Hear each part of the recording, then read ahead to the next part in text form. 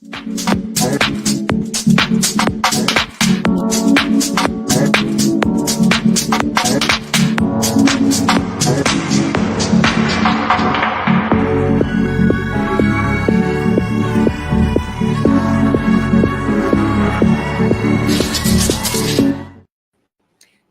my Crystal Loves Texas family. I hope everyone is doing well tonight.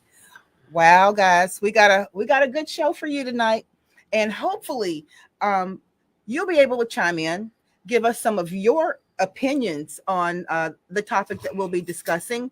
But to me, being a classroom teacher for 17 years now, this is a problem that I can see becoming more and more prevalent. And we've got some people here.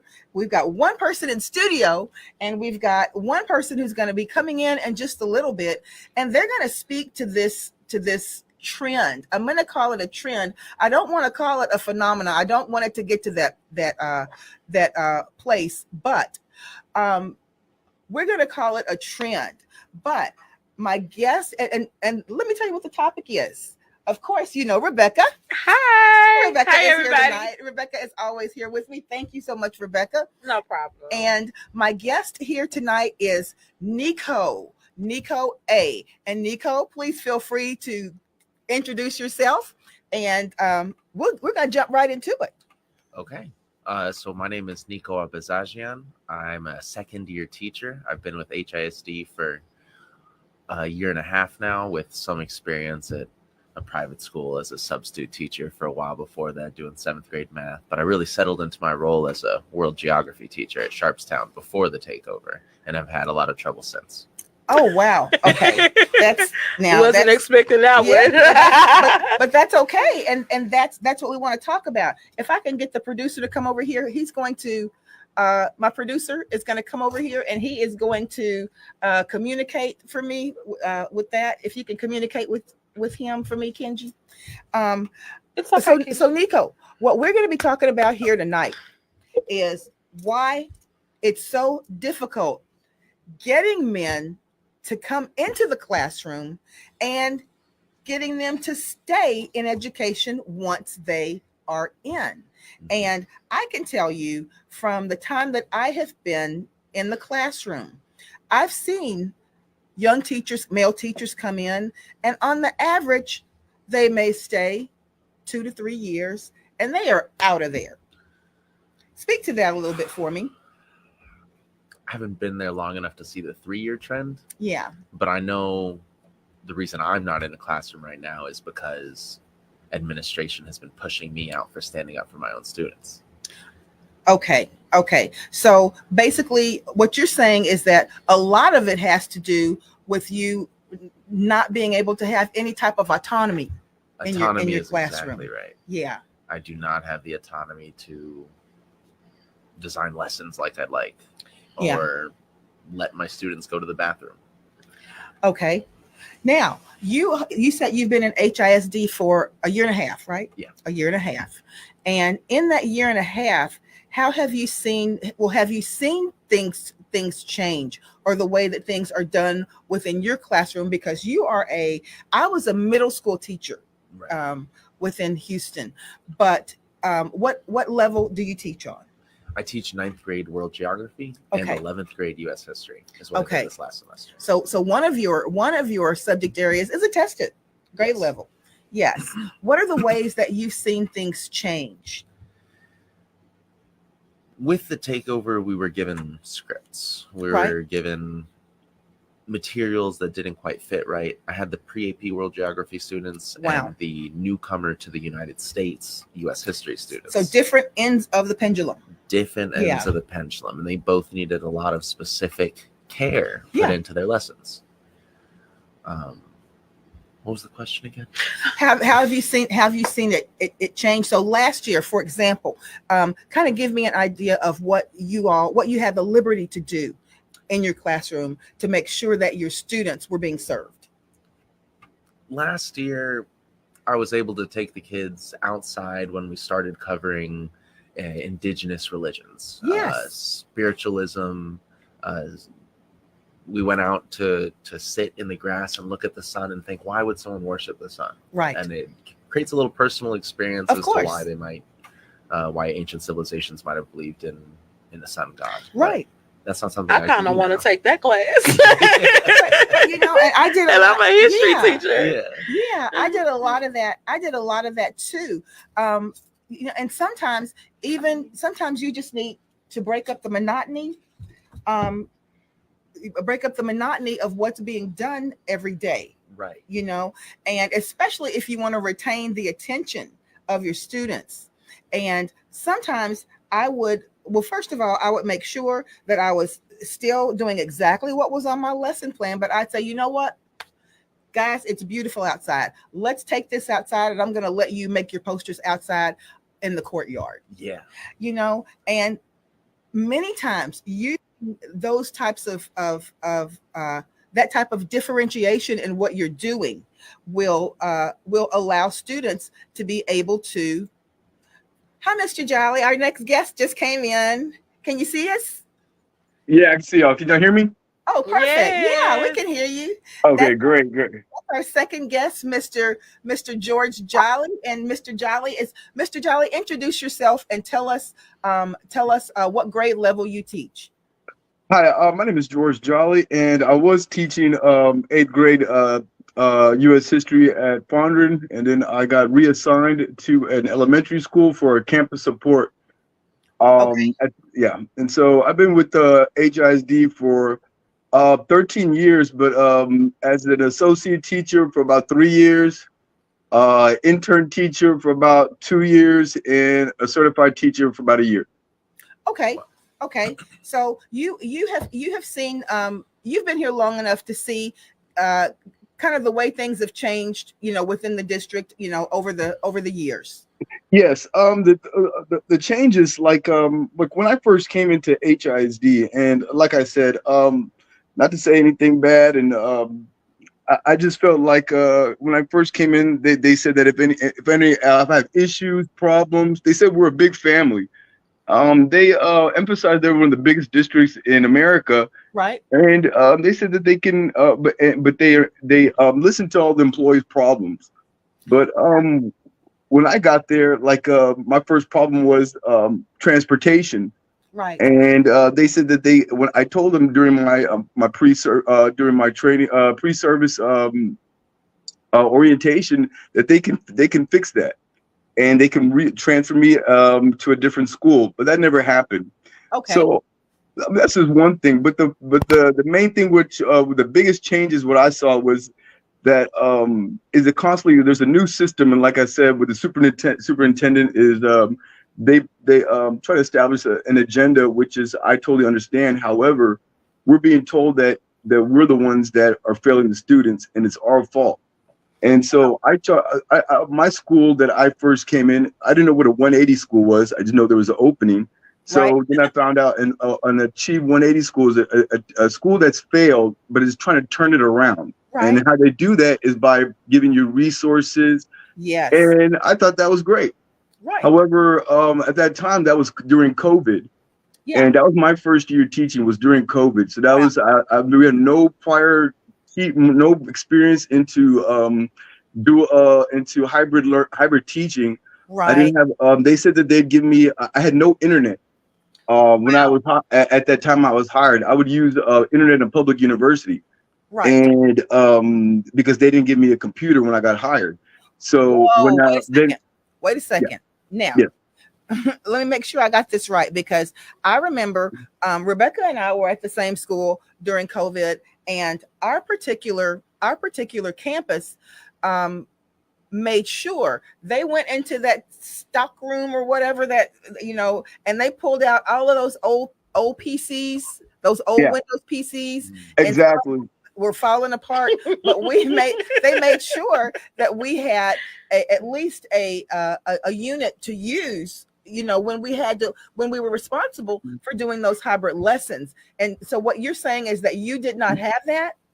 They said that they provide me a hotspot, the hotspot link, the hotspot device didn't give me good adequate internet connection. Right. When I called, and then I remember during pre-services, if I have any issues, contact IT. When I would do that, I'm on hold, and so there's a lot of discrepancies if I'm trying to contact. So Right. they would tell me, well, you know what, because I guess it was just hard for me to toggle back to look at screen, look at students. But I was told that, you know what, I should know how to use the internet. I should know how to use tech.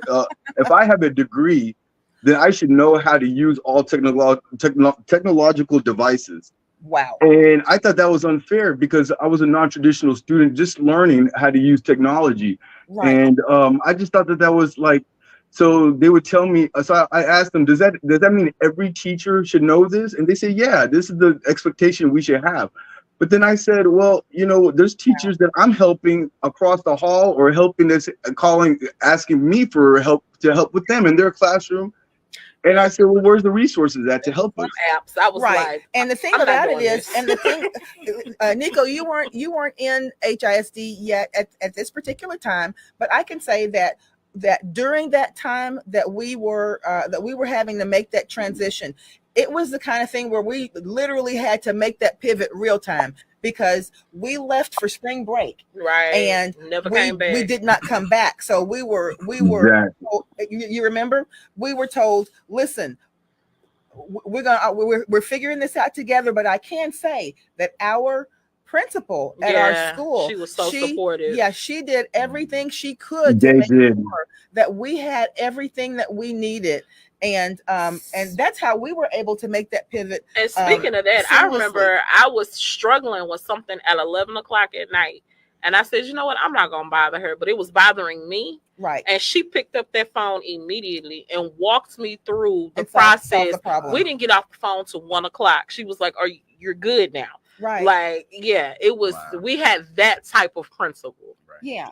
And God, I miss her. And and you know, sometimes here's the thing with you two gentlemen. Now let's be clear.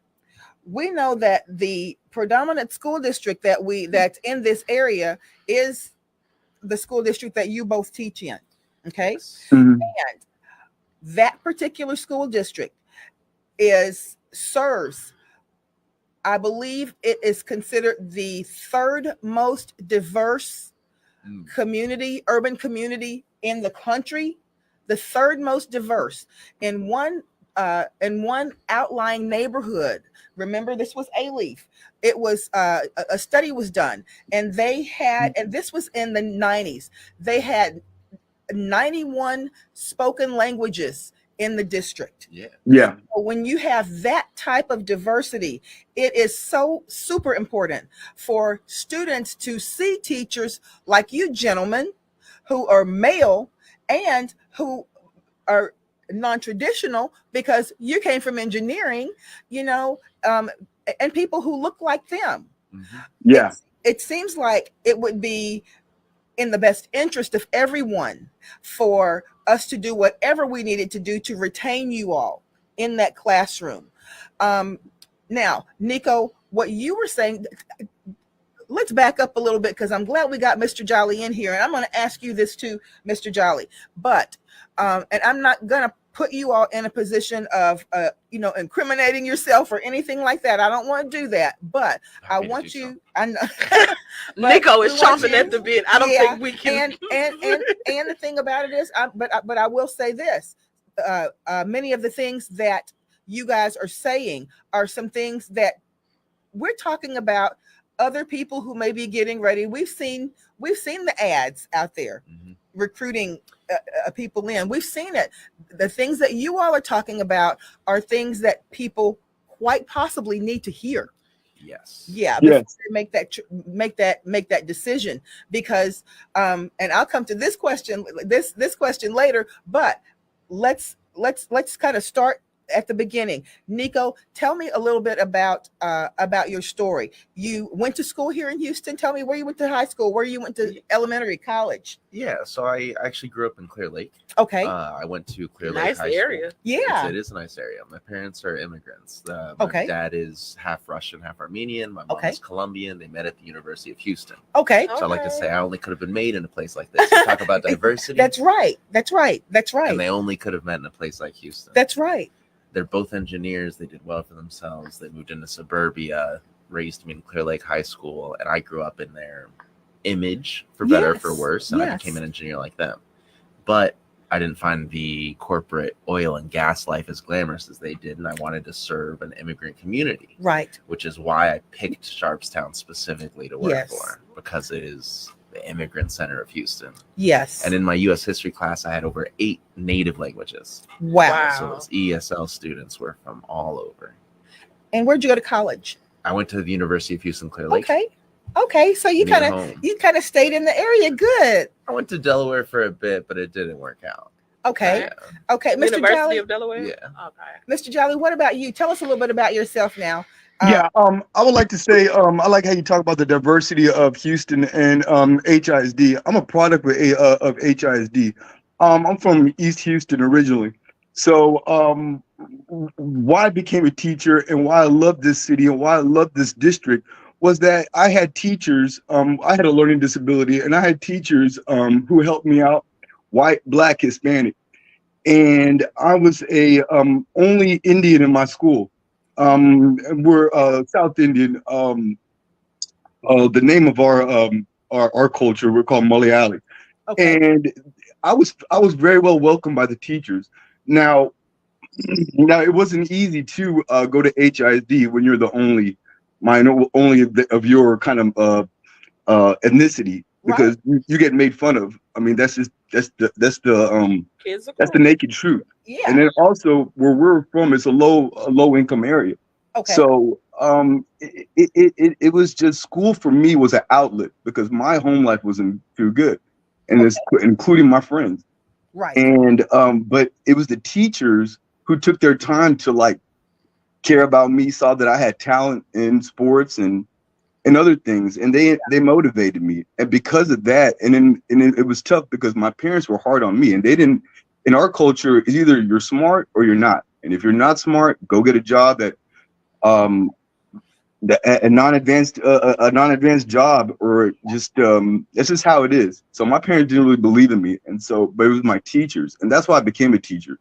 But when I became a teacher, Wow. it was the total opposite. It was just like it was the teachers that made me feel welcome. The teachers in HISD that, you know what, they saw a diamond in the rough in me. And so despite whatever setbacks that I had, I finished at U of H, and it was because of the teachers that I grew up that helped me. And so I wanted to return the favor and then go back to my old neighborhood. But when I went back, the whole economy just went down. All the businesses are all out of business. Right. I see everyone outside where it wasn't like, well, what I meant is like, I see people, there's a lot of jobless, Hanging out. people don't have jobs. But but then when I came to the classroom, because I taught in Forest Brook Middle School. Right. When I came there was a big distrust between the students and me because of my culture.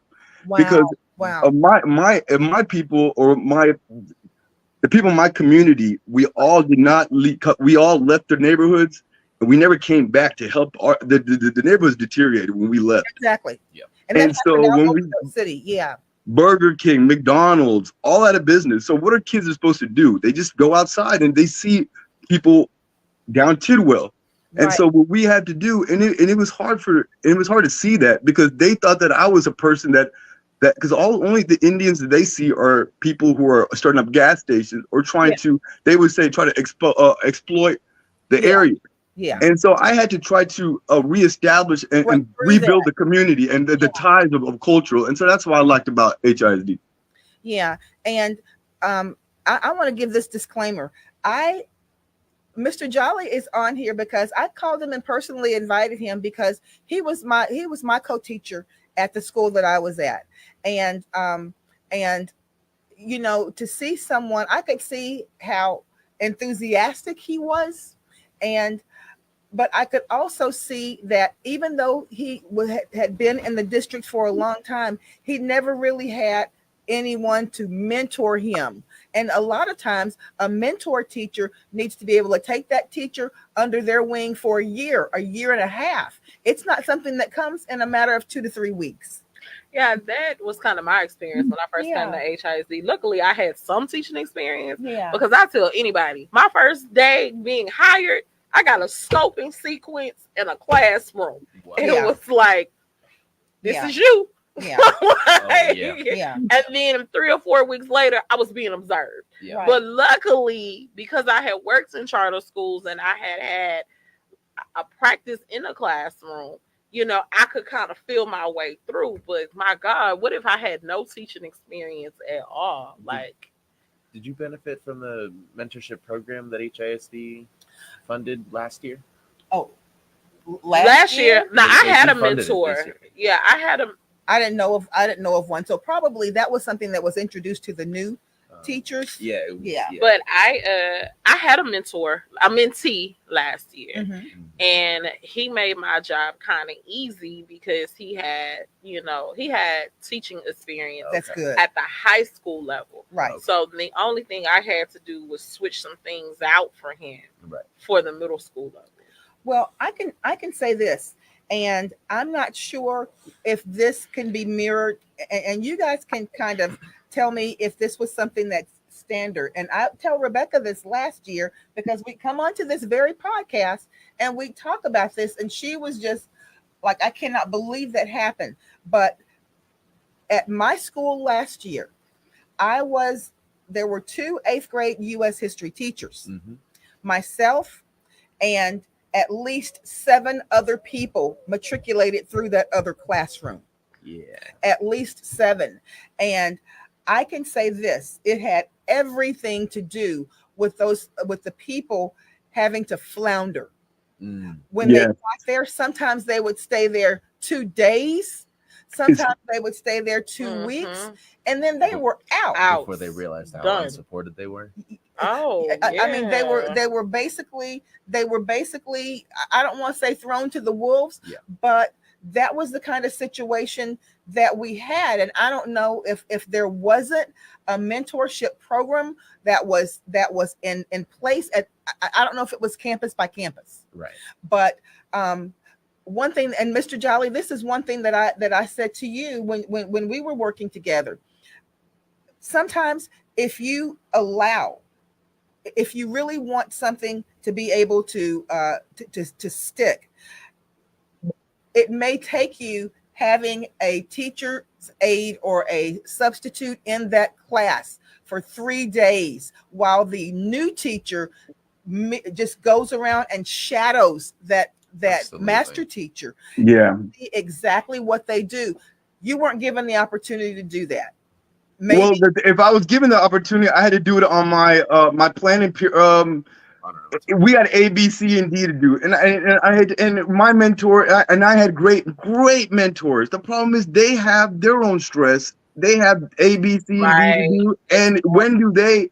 Exactly. If my mentor didn't have to, if there was an administrator and they could stay with me the whole time, that's cool. But they're only given a limited time to stay with you. So and like you said, there's days where it's just. The days are so long and we got families, and when can we have that time? Because our planning periods, they get taken away. So that's the perfect time. And when I want to see my mentor, they gotta finish their stuff first. Yeah. And it's real. Yeah. And I also believe it goes under the umbrella that teaching is an easy job. So I think that's because the preconceived notion is that anybody can come and do this job. Yeah. So, and because anybody can come and do this job, you don't really need help. Just find your flow and keep it moving. Like, I could never go into a law firm as a brand new lawyer and they tell me, well, and just throw you to the wolves. Here's your caseload. The job training. Right. Yeah. So, and I feel like that's a big part of it. Like, you're here now.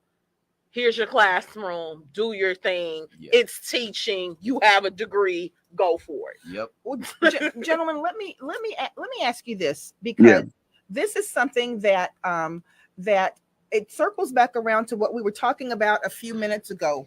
But I want each of you to touch on this if you can. And Mr. Jolly, can you kind of answer this first?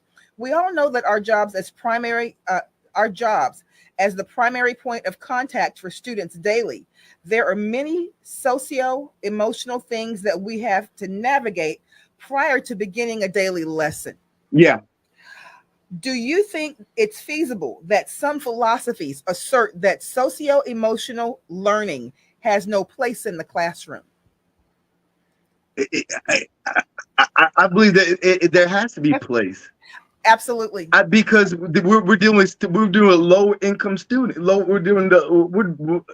There's a lot of students that are under the poverty line. That's right. And they don't want to mention anything about anything what's going on at home, because they come to school, they see their friends, their peers, and that kind of takes away from their own problems. Right. But the thing is that they take it out on us teachers, and so we had to be the counselor and that school nurse and confidant at times. But the problem is you can't cross that line sometimes, because you know what? Once I had two students, their dads got murdered. 13-year-old girls. And to see that, and to see them go through the adolescent, and these were the smart, both girls were very smart. Right. And then when that happened, they asked me, what do I do, Mr. Jolly? Well, I can tell them to a counselor, but that counselor has 30 other students that they're under. But they have to see, and so it takes time. And so they lose trust in you, because I can't give them an answer. I want to, but I got 26 other students. Yeah. Well, Mr. Jolly, here's the thing. Are you encouraged to be that sounding board for a student who may just need that word of encouragement? Is that what you actually are encouraged to do? Are you encouraged to do that? Shut down that conversation? Yeah. This year, last year I loved it.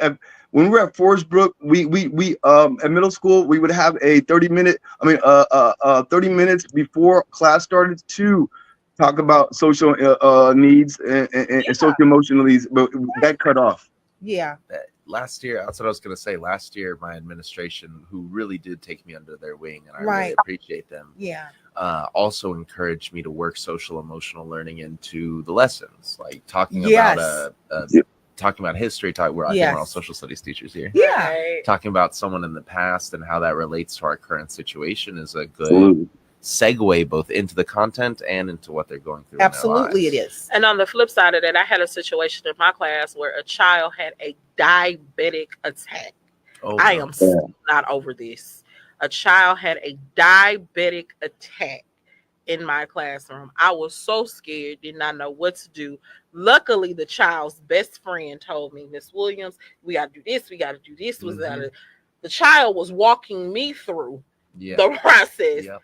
And other adults that were in my classroom, and the other adults just sat there and looked. Well, I think that we probably would all concur with the fact that this year, and what we've experienced in our classrooms was pretty much unprecedented. Yeah. And I know that prior to, and Rebecca would have the numbers on this more so than me, prior to January, several teachers, male and female, but lots of males, decided enough was enough. Yeah. More males than females. Yeah. And and that's not good, because one thing that I've said, gentlemen, and I've said this before, and I say this all the time, you cannot look at the field of education the way that you do a corporate structure. Mm-hmm. Right. Simply because in a corporate structure, you have people who are competing for commodities. Yeah. Right. In education, you have the exact opposite. You have more, the need is greater than there are people to fill that need. Yeah.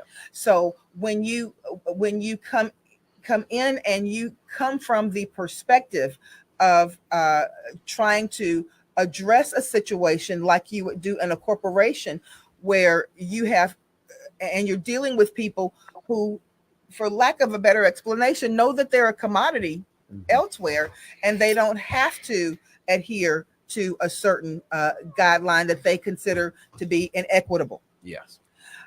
And they make a shift. Yeah. And that leaves you even further behind where you were. Now, both of you gentlemen, you know that in our classrooms, because both of you serve the same student body, pretty much, okay? Yeah. You are the only men in an authority position that a lot of our male students see, because there may not be a man at home. Yeah. And do you feel that in that particular, in your capacity, that there have been male students who have been able to confide in you in a way, even if it's one or two, because you are another male, that they may not have been able to confide in a female teacher, or find that level of trust in a female teacher? I find that absolutely to be the case. Last year I worked with my 9th grade team was all close together. The science, math, English, and I were all in the same hallway. And so we spoke often about the same students and how differently they would act in each of our classes. And they would act the same way in 1, 2, 3 and be different in mine. Me too. Yeah. Yeah. And you feel the same way with the male teacher in your hallway? No. But as far as being able to build that relationship with a student, but I know, and I've seen male students in many cases have a teacher or a coach that could come by, and they could absolutely say, you know what, you're not going to go in that game today if you, I shouldn't hear Miss Dillard say anything else. That was all that teacher had to do. Well, or not even say do that. They just could knock on the door and say, can I just walk through? Yeah. They walk through and they wouldn't say anything to those guys, but those guys would make sure that they had they tucked those hoodies in. And coaches are a certain type of authority. Yeah. But, the choir teacher on my hallway also asked me to come by and sing a song with her all-boy class, just because they were being very non-participatory. Yes. Until I sang with them, and then there was a shift. Yes. And I think like what you said, that people don't just see a lot of men, and so maybe they don't know what roles men can play. That's right. That's right. How about you, Mr. Jolly? Have you been able to forge some relationships with some of your male students that the female teachers may not have been able to do? I feel like I changed the trajectory about at least 500 males. Wow. Absolutely. Wow. And that's 100% to go to college, because when they see someone that they're not, for me, like they had a totally different, they had a misconception of me, especially being born in Houston, because like I told you, they knew I could tell I was from Houston, and they thought that I was probably straight from India, which is okay. Yeah. But once they found out we had so many things that are interesting and so many things in common, right? The amount of feedback was amazing. However, it's all, and that's a beautiful thing, and it's cool when they respect you. But all that goes throughout the roof when you get hit by a bottle, when you get hit with the paper ball, and then you're like, okay, where did this come from? Right. I mean, this came out of left field. Like I thought we had going, but then let's just say you can't go deep into being that much of an emotional person, because they can't take advantage of you, and that's what I've learned. And because that's what when you were saying, when you're coming into when you get thrown in the wolves per se, yes, you don't know how, because this is a people business, just like police officers. Right. It's hard to arrest someone because no one wants to get arrested. It's hard to get to hold a kid accountable, because at 13, it's not my fault. It's your fault. You're the bad teacher. And so then when they throw that at you, and just it's where's our support? Yeah. Since you have been in the classroom, and I'm not saying prior to you actually being a teacher of record, since you've been a teacher of record, do you feel that you have received the type of support that that you needed to receive to make you successful? Well, let's put it like this: when there's a fight inside the classroom, who do we call? Or if there's 3 girls beating each other up and it's been, oh my gosh, and it's, as all of us have seen or maybe had experiences, there's been days where there's a fight it's traumatic to see a fight. Yeah. And when you see that, and it's your own students, you want to try to do something. Right. However, when you see staff administration not doing anything, you're like, why should I put my? And then when you see another coworker saying they barely got hit, and they're like, oh, well, they want to get a disability check. So you're just like, you don't know what to do because you're worried about your job. You're worried about so many things. But this is the crux of the matter is these kids are going through a lot of emotion. Like we said, they're going through a lot of things that doesn't have to do with education, even though education is so important. Because look where I'm at. And it's because of HISD, because of teachers who put their time. But today, these kids with social media, with the way let's just say, and even there's even racial divide in classes. Because if I pick on one person with a certain race, there's a kid with another race saying, why are you concerned with that race? How are you're neglecting us? And so that's something I've never been in. I'm not used to. So I had to be a peacemaker, and so we got to do things that were unorthodox in a way. Right. Okay, so I have a question for all 3 of you, including you, Crystal. Ooh, I'm not a male teacher. And then we see you there, Donnie and Mila, and we're gonna get to some of your comments in a second. Go ahead. Okay. Well, I'll leave this for the men teachers. Okay. Since that's our topic tonight. Okay. If the powers that be were sitting in front of us right now. Yeah. Don't stroke out, Nico. If the powers that be were sitting in front of us right now and said, okay, we're open to listening. Yeah. What is 3 things that you would tell them that's going on? And I mean challenges. The challenges, not solutions. Wayward students be the first one. Like students who don't want to. I mean, because they're like, let's get it. Like, there are students that, you know what, that CPS, like people, we don't know what's going on in a lot of these kids' houses, and we saw that during COVID because we could see them in their houses. We could see them taking care of 5, 6 brothers and sisters. Yes. You know, and it's just like, and I feel, and I live vicariously through them because I know it's hard. And they can't. I would tell them about student needs. Student needs. What else? Mentorship. Yes. Absolutely. Yes. As a new teacher, being thrown in the deep end, like y'all have said, has been incredibly difficult. I had support last year. I didn't have support this year, and I watched new teachers drown under the weight. A teacher that moved in just next door to me. The lack of support affects everything. Like you were saying, disrespect from students, right? With mentorship, with support, you know, all it takes is an administrator to say, like, it doesn't matter if they call you the B word. They're going through something. You can figure out what it is. Yeah. I'm sorry that maybe you felt bad, but like, they're a child. What are you going to let that affect you? Exactly. But alone, that new teacher, that 23-year-old sits with it. And like, I don't need to be disrespected like this every day. That's right. Right, because then without the proper mentorship, you will have that 23-year-old that's going to go word for word with that student. Yes. Yeah. With that student. So we've got student needs. Student needs. We've got mentorship.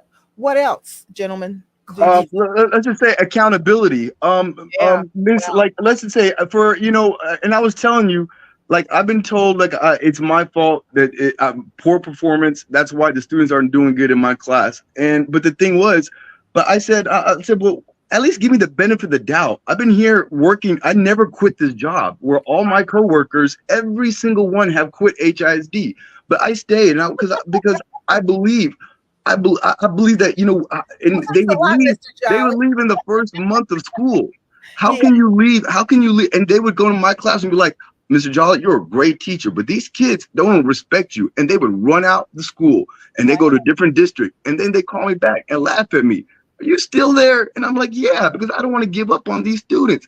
But when these students, they see teachers leave, and then if you're, and let's just say in the beginning, I loved how HISD, they said stay 3 years. At least try to stay 3 years. And you know what? And I did. But so many of my coworkers, they left. So when a student sees that the teacher leaves, there's a mistrust. So when I come in and try to fill that void, and I say, no, I'm not going to do that. I'm here for you. And so there's no accountability. Like I said, so I think teachers, they just got up and left, and they got a job somewhere else. Well, Mr. Jolly, I'm going to put a disclaimer in there. Sorry. Because I'm one of those ones. No, I mean, no. But see, we understood but it's at this point, you know, like I can see I can hear the frustration in your voice. I can see the frustration on your face. And let me say this. I'm not with the district anymore. My reasons were a little bit different for leaving. I had some personal reasons why I had to leave. However, I sat and I told my kids, I didn't just not show up one day. I told my kids why I was leaving. I told them I believed in them. I told them that they were going to be fine and they were going to thrive. But I can tell you this, Mr. Jolly, and I'm sure my colleagues sitting beside me would say the same thing. If you're not hearing it from your higher ups, you are appreciated. Thank you. At least you told those you told them students that. I have teachers, they said peace and just like forget y'all. And they just to play the devil's advocate in this situation, I understand why teachers done what they've done. I understand the mental health aspects of it. Absolutely, yes. Because I've known teachers this year who had to check themselves in psychiatric hospitals. Yeah. Right. I've known teachers who have spent days in the hospital because of exhaustion, of stress, and blood pressure been driven up. I've known teachers who've never been on medication a day in their natural lives are being prescribed all kinds of stuff now. So it's like, at what point do I sit here and be an advocate for the kids, which I want to be, but then at what cost is it to my personal health? Right, because if we have a teacher before, no, we wouldn't get a substitute, and so what we would do, we would allocate. If a teacher did not show up, we would allocate students 5 to do different classes. Right. But those students, they did not want to learn. When you have a student that their teacher didn't show up, that gives them an excuse to kind of play around, or you know what, not pay attention. And so the way that, and I understood, and it's a little hard for administrators, and so I can't blame them, because if they didn't have someone show up and they don't have a substitute, what do you do with the kids? You got to put them somewhere. And so what if you have 2 teachers out? And so that was the issue before, and I understand now. I understand now what they've gone real tight, stricter with the absences, because and I understand that why they had to do that. But the thing is, what do we do if there's like if we don't have substitutes? Right. Go ahead, Nico. Speak to that. Yeah. I think there are real solutions to these things, like real policy and practical solutions. Teaching as a whole and education as a whole needs reform. We need resources, wraparound services, counseling services built out, the homeless department refunded. Yes. And we need smaller classroom sizes. The Texas limit is what, at like 32? Right. And Sharpstown they've capped. They've gone up on the cap. Wow, 32. Cap for no reason, it's not even 32 anymore. If I'm not mistaken, the cap size now is 37, 38, and that's for a middle school classroom. And Rebecca and Nico there is no cap size for middle school and high school. And that's my point. That's exactly what I was getting ready to say. That's because there aren't enough teachers who are coming in and staying in to make sure that those classes are divided into manageable sizes where you can effectively teach those students and be able to maintain what needs to be maintained in that classroom.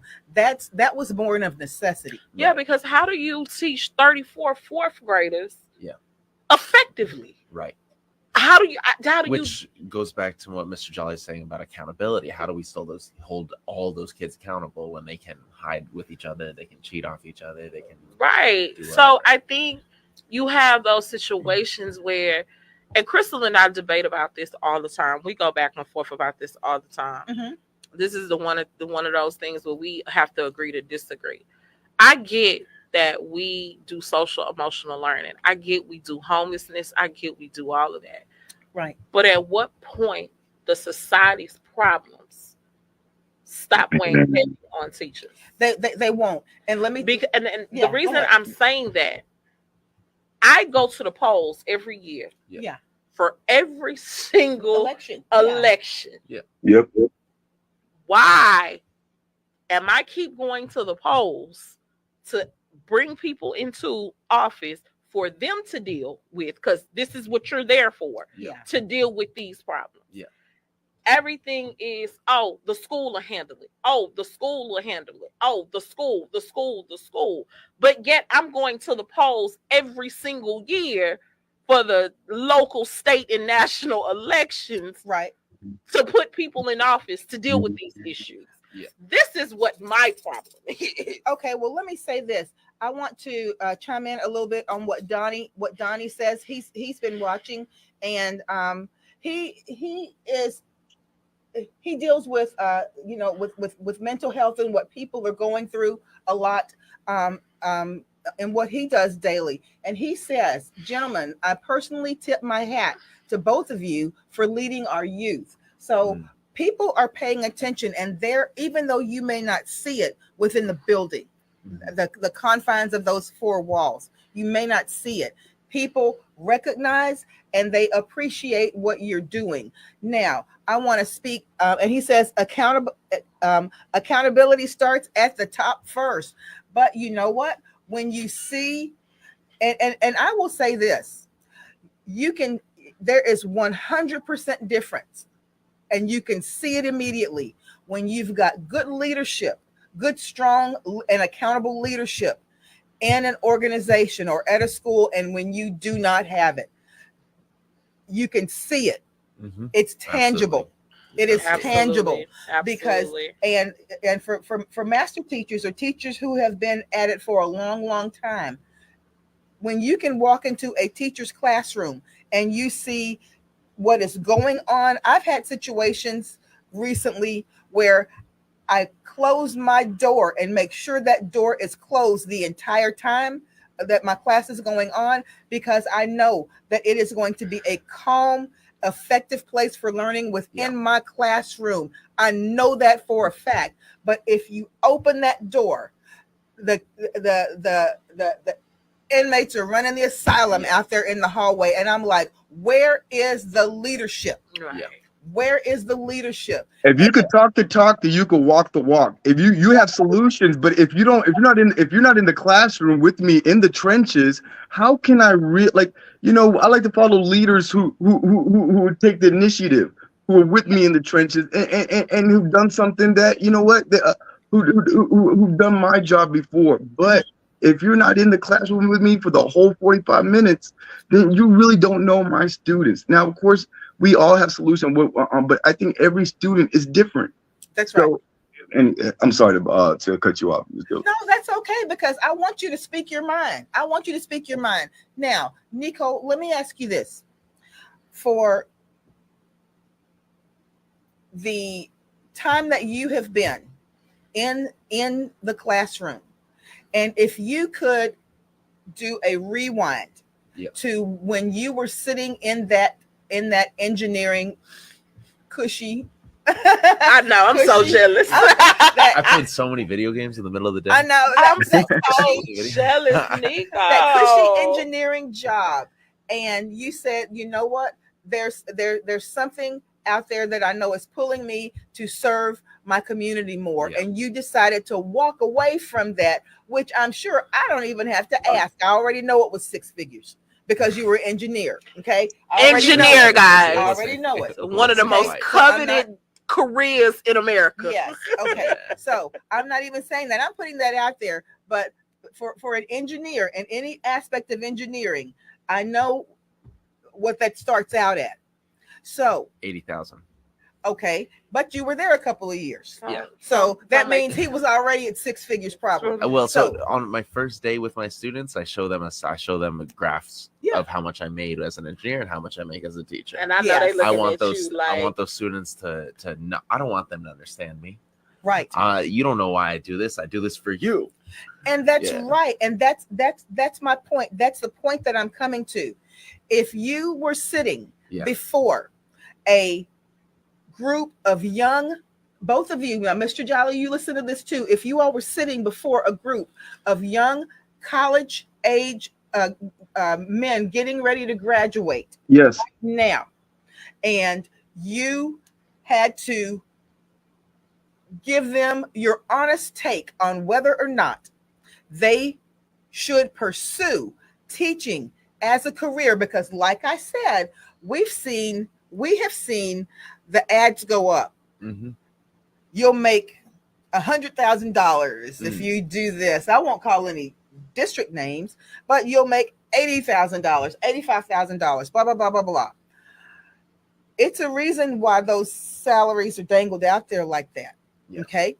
Now, whether it's genuine or not, I don't know. But let me say this. Would you encourage a young man right now to pursue teaching as his vocation? Absolutely. I try to recruit as many people as I possibly can. I do tell them, though, that this is the hardest thing you'll ever do. Yes. That you are going to be completely on your own and you're going to have to figure it all out. Yes. And that if you can't find a way to really love your students and not blame them while you're holding them accountable, still taking responsibility for your everything, because it still comes down to you. If you're not able to do all that, then you're not going to succeed. And it is a lot. Okay. So that's a yes. That's a firm yes. That's a yes. I love hearing that. I love hearing that. Mr. Jolly, you were sitting in front of a group of young men. Yes. Ready to graduate from college. Yes.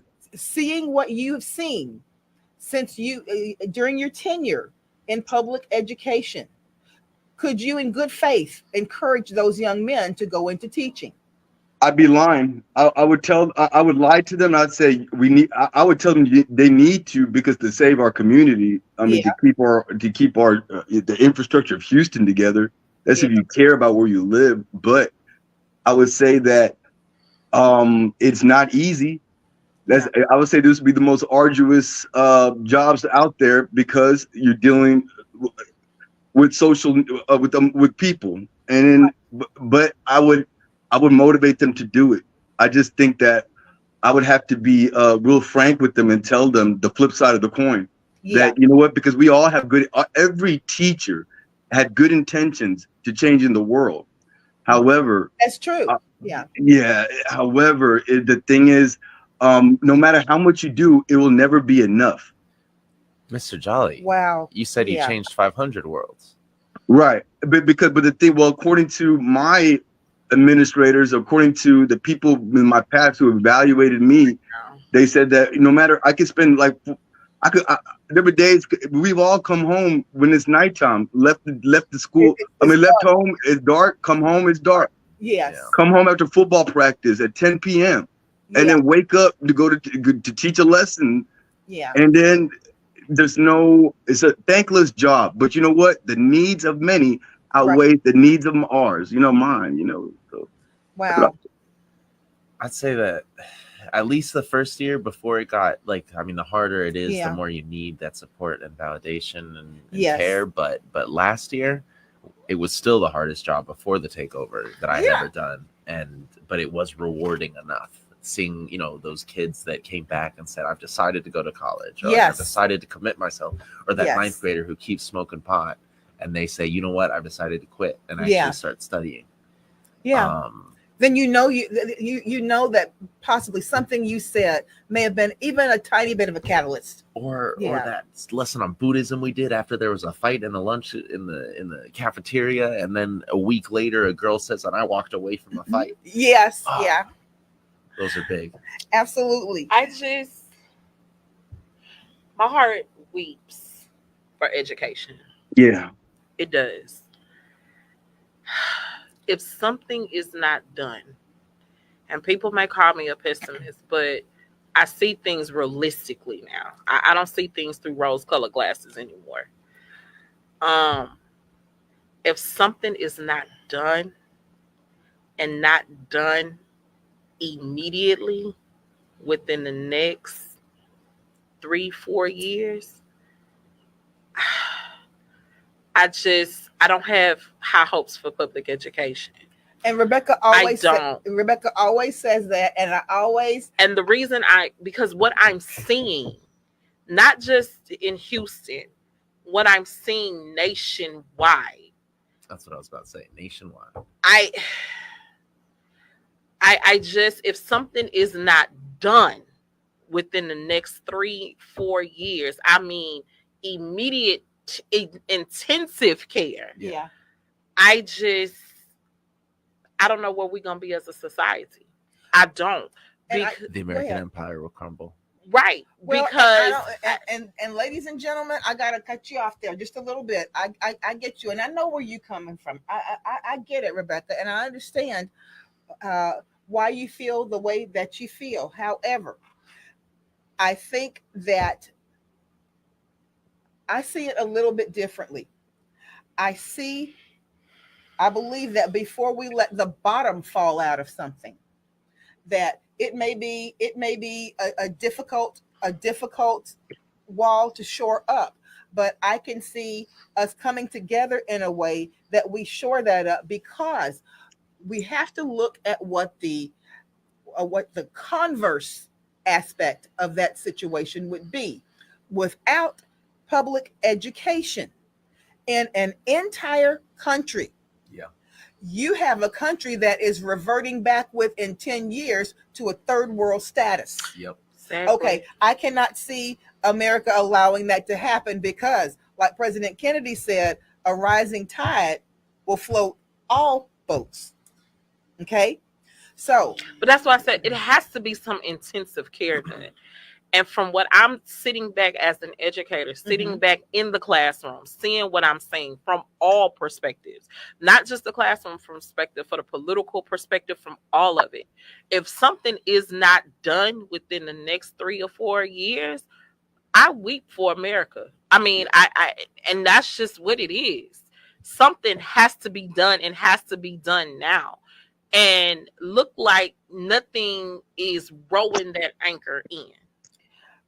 Well, Rebecca, let me say this.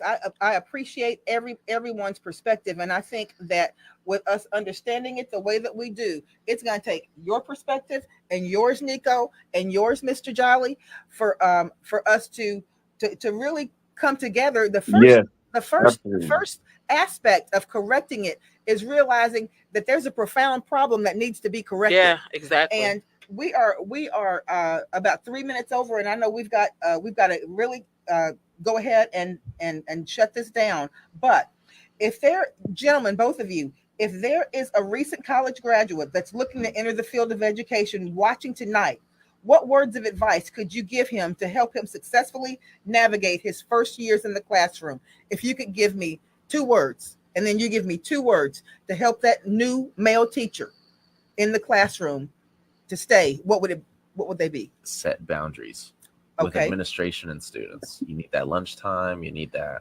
planning period, and you need to go home at 4:30. Yes. So what if the lesson's not done the next day? They already gave you too many kids. Yeah. You'll figure it out. That's called juggling life real time. Yeah. Everything doesn't always happen on a schedule. Mr. Jolly, that's 3 words. Keep going. Keep going. Okay. Keep going. Perfect. Well, listen, gentlemen, I want to thank you both so much for coming in today. Yeah. You guys who are in those comments, thank you, Donnie. Thank you, Ms. Janet.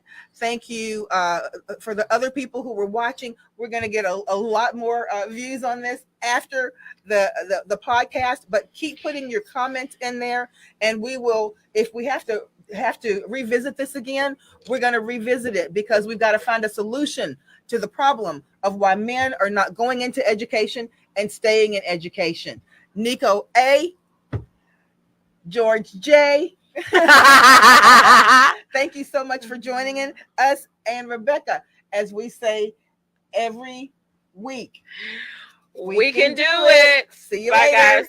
Go Cougs.